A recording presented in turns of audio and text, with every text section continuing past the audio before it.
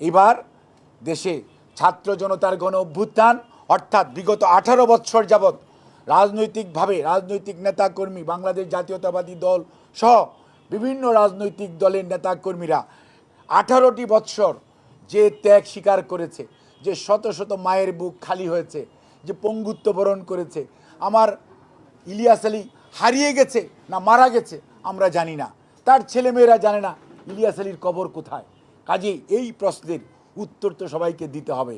বাংলাদেশ ব্যাংকের টাকা কোথায় গেল তার কোনো খবর নাই, উদ্ধারের নমুনা নাই, দেশ অর্থনীতি ফোকলা হয়ে গেল।